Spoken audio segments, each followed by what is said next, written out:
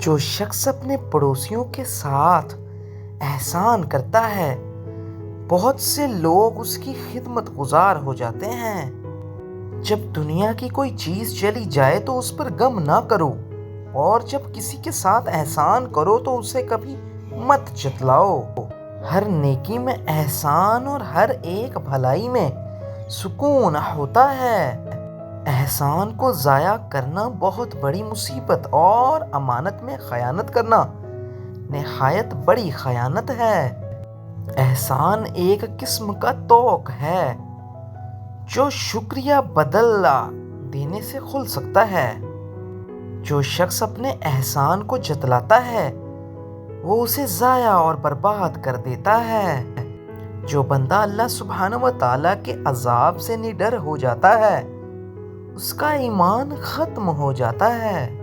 اگر کسی سے دشمنی رکھو تو محض اللہ سبحانہ و تعالیٰ کے لیے رکھو، اور اگر کسی سے دوستی رکھو تو محض اللہ سبحانہ و تعالیٰ کے لیے، اور کسی سے خوش یا ناخوش ہو تو صرف اللہ سبحانہ و تعالیٰ کی رضا کے لیے۔ اپنی سوچوں کو پانی کے قطروں سے زیادہ شفاف رکھو، کیونکہ جس طرح قطروں سے دریا بنتا ہے اسی طرح سوچوں سے ایمان بنتا ہے۔ ایمان صرف اسی کا نام ہے کہ انسان پریشانی و مصیبت میں صابر رہے اور اللہ سبحانہ و تعالیٰ کی نعمت کا شکر ادا کرتا رہے۔ ایمان اور عمل ہم ذات ہیں جو ایک دوسرے سے جدا نہیں ہوتے، اور اللہ سبحانہ و تعالیٰ بھی ایک کو دوسرے کے بغیر قبول نہیں فرماتا۔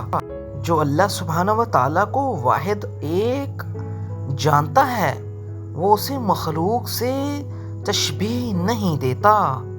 دھوکے سے بچنے کے لیے محبوبہ میں 3 چیزیں دیکھ لو۔ اگر عورت زیادہ بولتی ہو تو سمجھ جاؤ وہ لالچی ہے، اور اگر زیادہ خاموش رہتی ہے تو سمجھ جاؤ وفادار ہے، اور اگر زیادہ غصہ کرتی ہے تو سمجھ جاؤ وہ خود غرض ہے۔ اصل ایمان یہ ہے کہ جب انسان کے دل میں بے حیائی کا خیال آئے تو رب تعالیٰ سے حیا کرے اور اس سے شرمائے۔